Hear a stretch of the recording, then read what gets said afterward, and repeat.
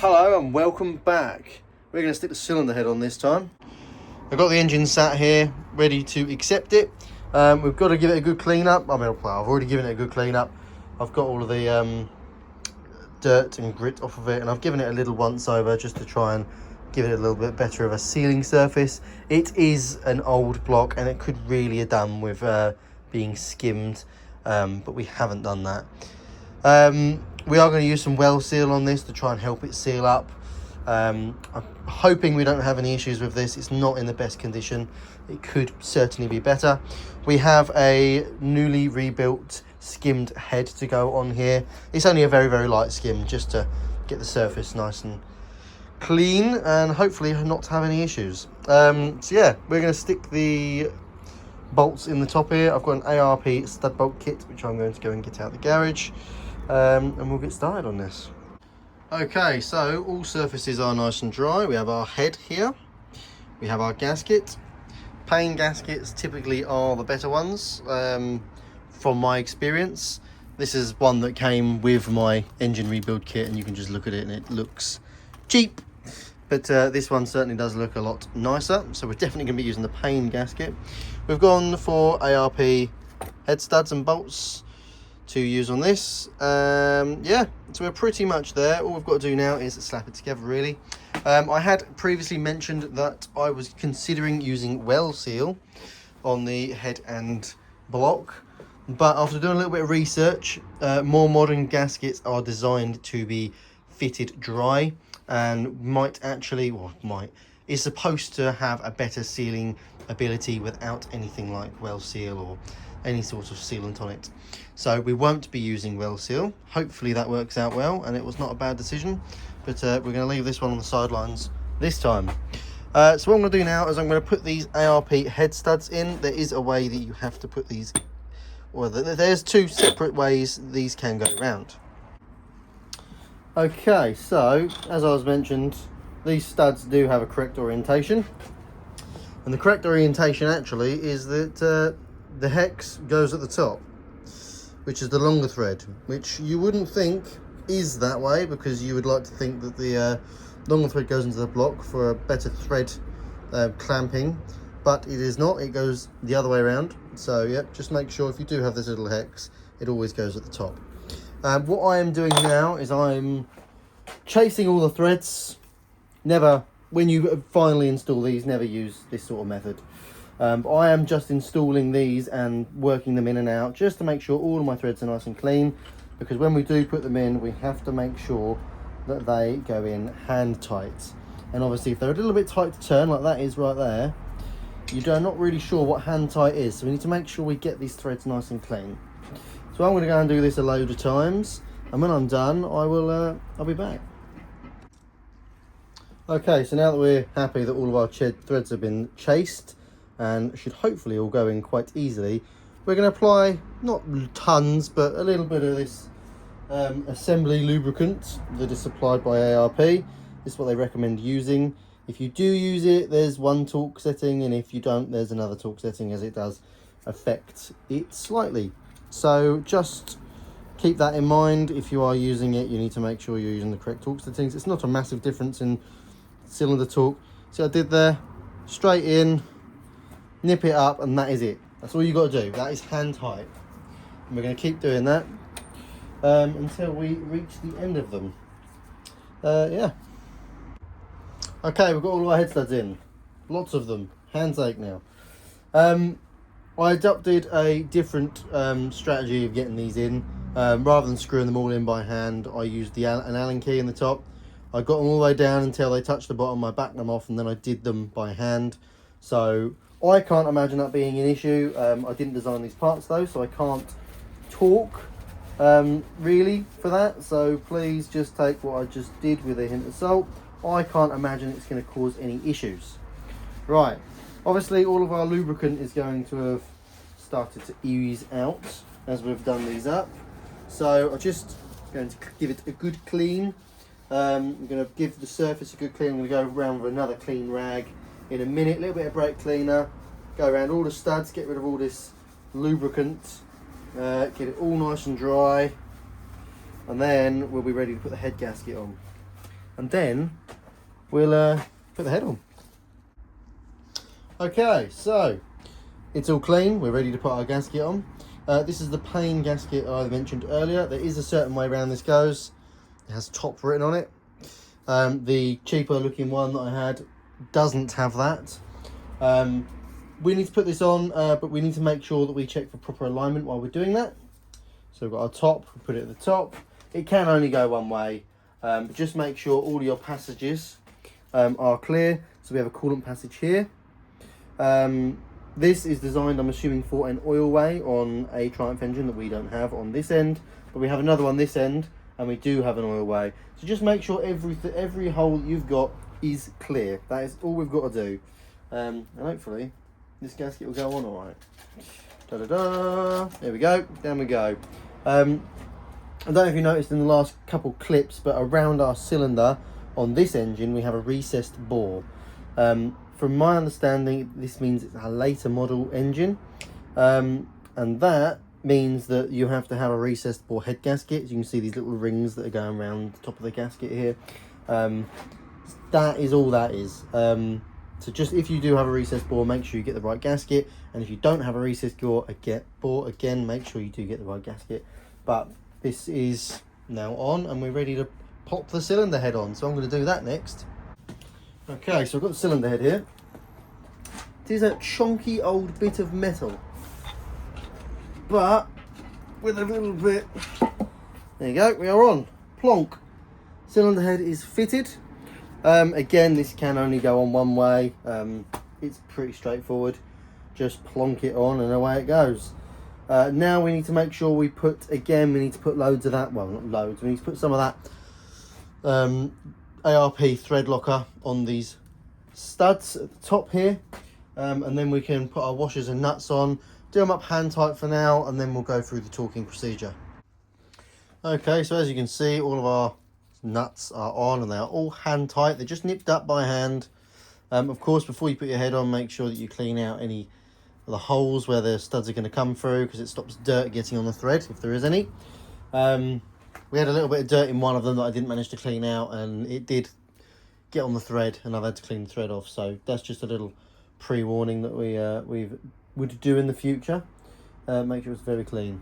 So now we've got to tighten our studs up. Okay, so we're all set up to do our torquing of the head. This is the sequence that I'm going to use. As you can see there is one with studs. Got 7 studs in length and obviously 2 wide. Let's double that, it's 14 to do. Stage 1 I'm going to do 30 foot-pounds, and then 50, and then 80. We're going to land on 80. That's the recommended specification by ARP. So I've got my torque wrench set up to 30 currently. So I'm going to go on here. These studs are a half-inch stud. So we're going to go on here, keep turning until it clicks. Keep going. There it is. So we're getting quite a fair amount out of it. And then we move across to this bottom one. Then we go over here. I did start on the wrong one, to be fair. I started on 2 instead of 1, but that'll be fine for this. 3. And then 4. Doo-doo-doo. And then we're going to go over to 5, which is this one here. You do get the picture, so just skip ahead if you don't want to see it, because I don't really want to stop. That's 6. Go to 7.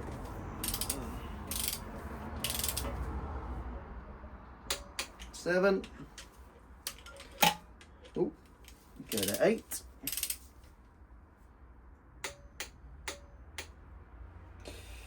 And then 9 is going to go all the way back over the other end here. So I was just getting distracted. I was having a look at me guides for me valves. Some are seated differently. Bit odd. I didn't build the head, so I could have built the head, but I didn't because I wanted to save a bit of time. 10, 11,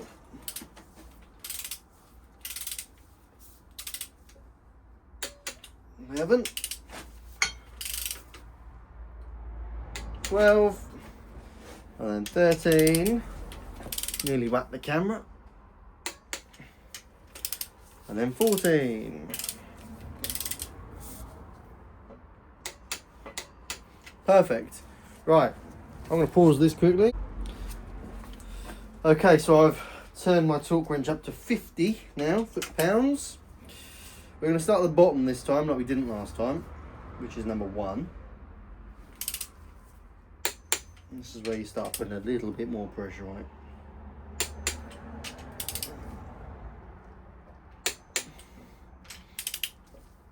It's 4,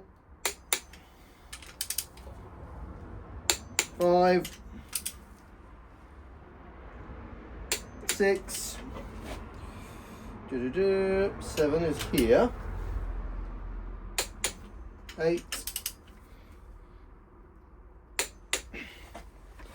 and then 9, 10,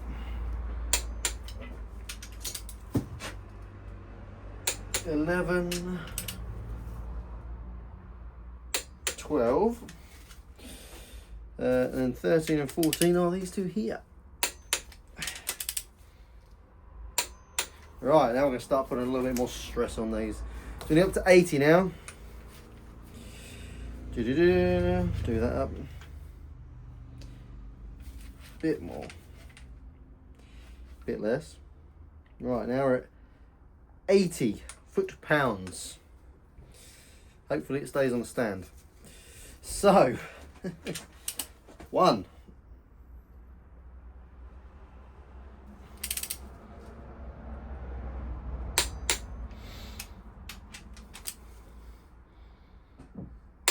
2.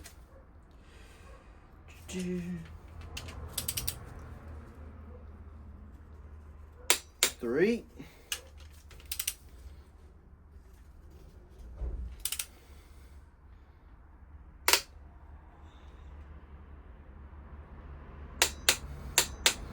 4.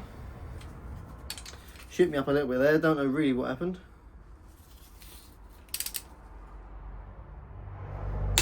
5, 6,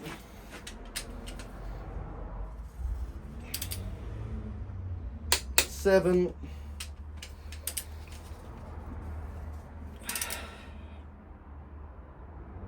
8,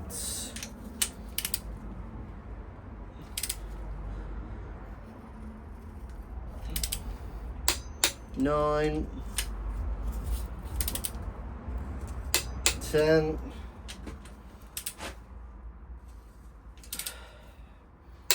11, 12,